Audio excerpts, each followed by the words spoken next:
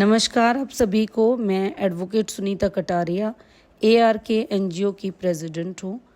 मैंने एक छोटी सी मुहिम बसई गांव में सफाई को लेकर स्टार्ट की, जिसका मुख्य उद्देश्य सरकारी प्राइमरी स्कूल के बच्चों को सेकेंडरी डंपिंग स्टेशन जो उनके बिल्कुल साथ में था, उसकी बदबू से मुक्ति दिलाने के लिए एक मुहिम स्टार्ट की। मैंने इस लड़ाई को अनजाने में ही स्टार्ट किया और मैंने अपने काम वाली के बच्चों को एडमिशन के लिए जब मैं सरकारी स्कूल में लेकर गई तो वहाँ जाकर मुझे पता चला कि सरकारी स्कूल के आसपास बहुत ज़्यादा गंदगी के ढेर लगे हुए हैं और मैंने वहीं से अपनी मुहिम स्टार्ट करने की ठान ली। और मुझे प्रिंसिपल मैम और गांव की कुछ औरतों ने, जिन्होंने पहले कुछ एक एप्लीकेशंस मूव कर रखी थी, मैंने उनसे उनका डाटा लिया और उन एप्लीकेशंस को मैंने CM विंडो पर लगाने के उद्देश्य से उस लड़ाई को आगे बढ़ाया। जैसे ही मैंने उस पर काम करना शुरू किया, गांव में जैसे होता है, लेडीज़ कोई काम कर रही हो तो उसके सामने काफ़ी सारी अड़चनें भी आती हैं। उन्हीं अड़चनों का सामना मुझे भी करना पड़ा, क्योंकि मैं लोगों को सफाई के बारे में अवेयर कर रही थी।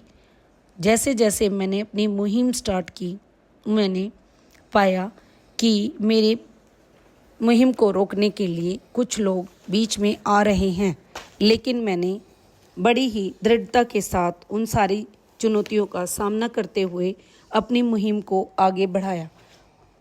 इसी बीच मैंने पाया मेरी CM विंडो बिना सुने ही बंद कर दी गई है। मैंने काफ़ी हार्ड वर्क किया उसको लेकर और मैंने काफ़ी इधर उधर से डिपार्टमेंट से जैसे भी हो सका काम करवाने की कोशिश की। नगर निगम के होते हुए बसई गांव में इतनी ज़्यादा गंदगी और इतनी गंदगी के ढेर बने हुए थे। मैंने डिपार्टमेंट से जो डाटा कलेक्ट किए, उनसे मैंने डिपार्टमेंट के लोगों के फ़ोन नंबर्स कलेक्ट करके एक ग्रुप बनाया, बसई सफाई अभियान, और मैंने सारे ही गांव वालों को, डिपार्टमेंट के लोगों को के फ़ोन नंबर शेयर किए ताकि लोग अपने आसपास की सफाई पर ध्यान दे सकें। लेकिन फिर भी लोग अवेयर नहीं थे, उनको काम करने के तरीके नहीं पता था, कुछ वो करना भी नहीं चाहते थे। मैंने जैसे जैसे अपनी मुहिम को आगे बढ़ाया, मैंने बसई में खुद जाकर देखा कि गांव अंदर से बाहर से चारों तरफ से बहुत गंदा है। कहीं कूड़े के ढेर हैं, कहीं पर पानी की सीवरेज बहुत लीकेज और फुल ओवरलोडेड है। घुटनों तक पानी भरा हुआ है, लोग अपने घरों में नहीं जा सकते, वो गिर रहे हैं, पड़ रहे हैं। 70-70 साल के लोग अपने घरों में कैद हो गए। फिर तो बस जैसे मुझे एक प्रेरणा ही मिल गई कि मुझे इन्हें गंदगी से मुक्ति दिलाना ही है। और इस मुहिम को आगे ले जाते हुए मैंने CM विंडो से मेरी जो एक दरखास्त मैंने दी हुई थी, वो बिना सुने ही बंद कर दी गई। मैंने भी दोबारा से उसको फिर से लिखा और फिर से उसको DC साहब को दिया और उस पर काम हुआ और मुझे डंपिंग स्टेशन जो बसई के पास है उसे बनाने में, उसे हटाने में और उसके पास जो दीवार तोड़ दी गई थी उसको बनाने में गांव की सहायता से मैंने उस दीवार को बनवा दिया। इस तरह से मेरा जो डंपिंग स्टेशन था गांव का, वो हट गया और लोगों ने बढ़ चढ़कर उसमें हिस्सा लिया। इसी बीच मैंने एक गांव को अवेयर करने के लिए एक मैराथन भी कराई। बच्चों ने बढ़ चढ़कर उसमें भाग लिया, जिसका मुख्य उद्देश्य सफाई था। मैंने उसमें बसई सफाई अभियान स्टार्ट किया।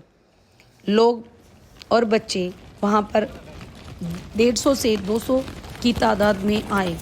मैंने BR सीकरी साहब को उसमें चीफ गेस्ट, एडवोकेट ग्रोवर साहब को चीफ गेस्ट, डॉक्टर ज्योति को guest of honour, SHO sector 9A को गेस्ट ऑफ ऑनर और बहुत सारे लोगों को आमंत्रित किया।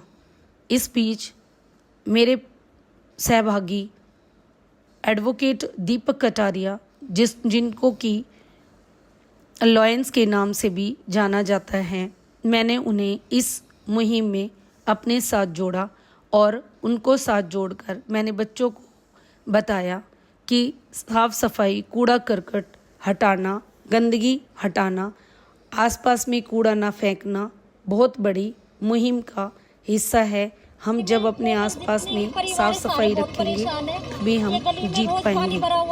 दीपक कटारिया ने भी पॉलीथीन हटाओ, कपड़े के थैले लगाओ, इस तरह की मुहिम का लोगों में प्रचार किया। इस तरह से मैं अपनी मुहिम में कामयाब रही। आशा करती हूँ मेरे जैसी और सब भी गांव की महिलाएं आगे आएं, लोग कुछ सीखें, कुछ सफाई से सीखें, आसपास में सफाई रखने की कोशिश करें। धन्यवाद।